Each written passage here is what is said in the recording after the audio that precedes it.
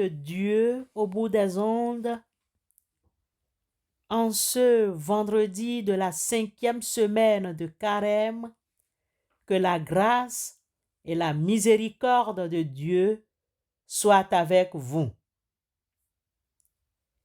Écoutons une recommandation de Jésus-Christ. Si quelqu'un entend ma parole et ne la garde pas, moi, je ne le juge point, car je suis venu non pour juger le monde, mais pour sauver le monde. Celui qui me méprise et ne reçoit pas ma parole, il a son juge. C'est la parole même que j'ai annoncée. Elle le jugera au dernier jour. Jean chapitre 12, versets 47 et 48.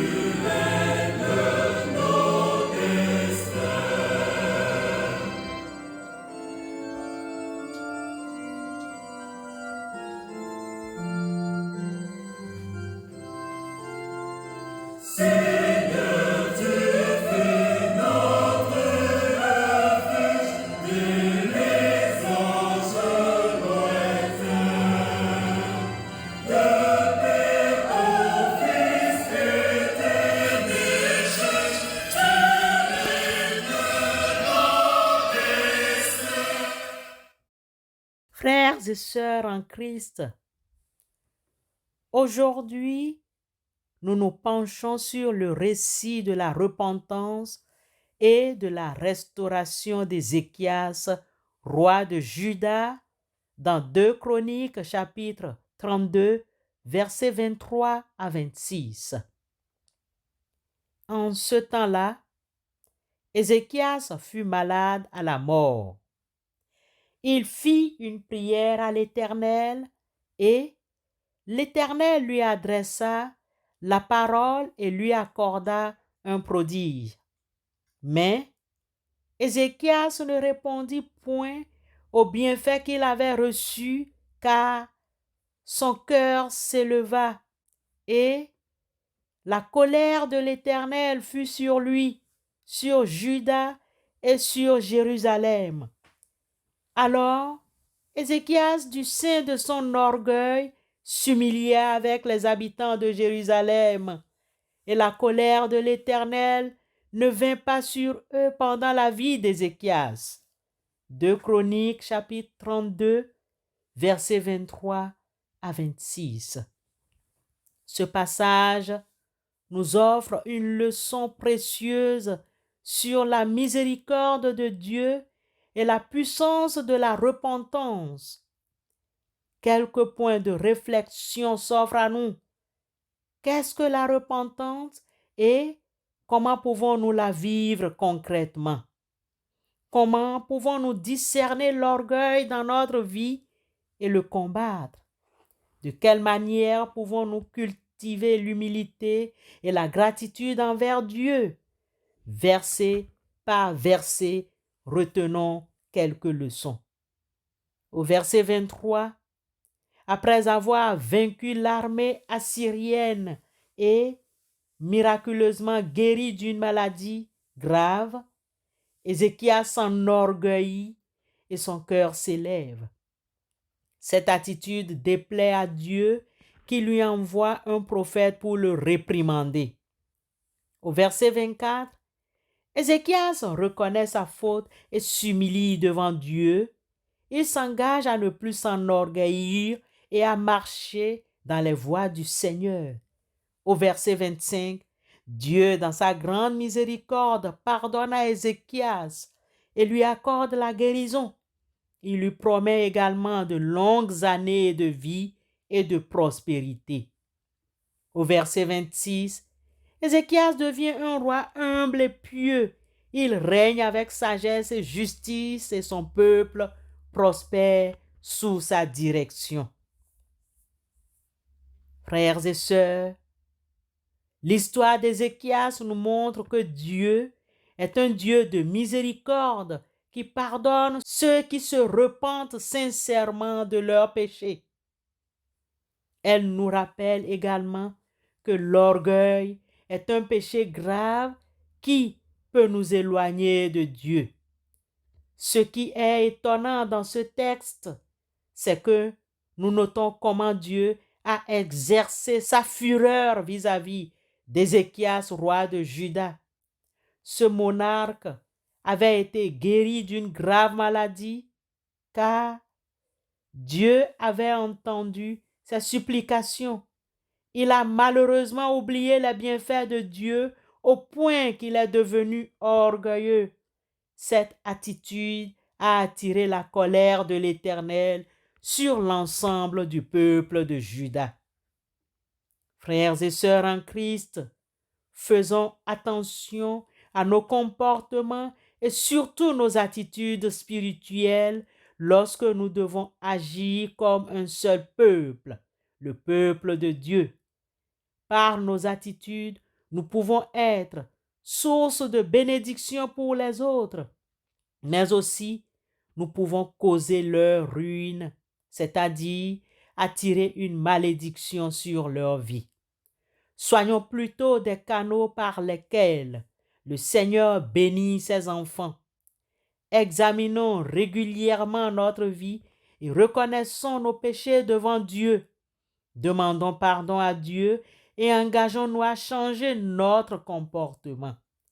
Si nous disons que nous n'avons pas de péché, nous nous séduisons nous-mêmes et la vérité n'est point en nous. Si nous confessons nos péchés, il est fidèle et juste pour nous les pardonner et pour nous purifier de toute iniquité. Si nous disons que nous n'avons pas péché, nous le faisons menteur et sa parole n'est point en nous. 1 Jean, chapitre 1, verset 8 à 10. Cultivons une attitude d'humilité et de gratitude envers Dieu et envers les autres. Amen.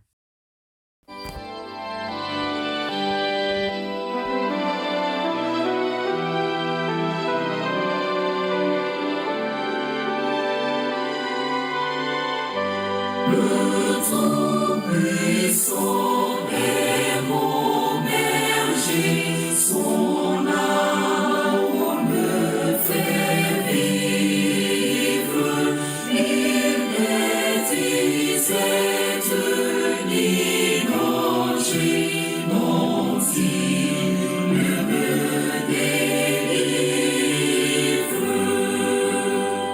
Chaque matin, il me conduit près des sources d'eau vive, et je m'endors quand vient la nuit sous sa garde attentive.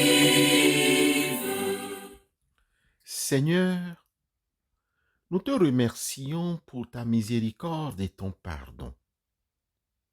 Aide-nous à reconnaître nos péchés et à nous repentir sincèrement. Donne-nous la force de vivre dans l'humilité et la gratitude et de marcher dans tes voies. Guide-nous au cours de ce jour, du matin au soir et même la nuit, au nom de Christ Jésus. Amen.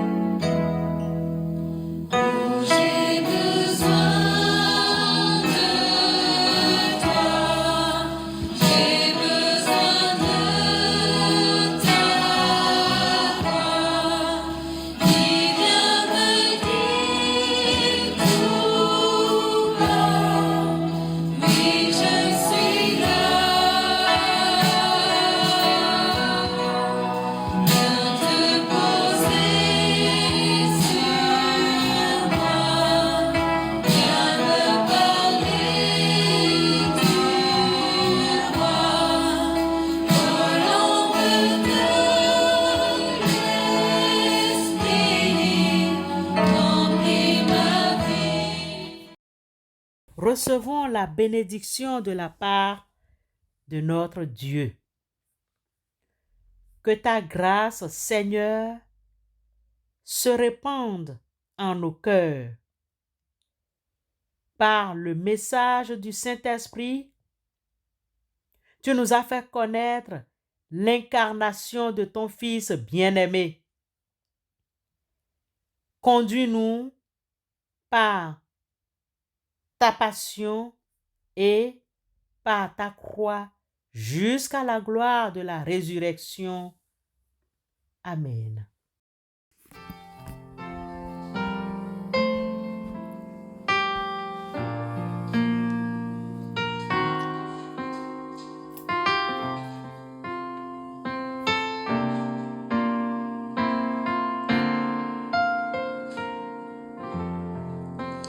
Que la grâce de Dieu soit sur toi pour t'aider à marcher dans ses voies. Reçois tout.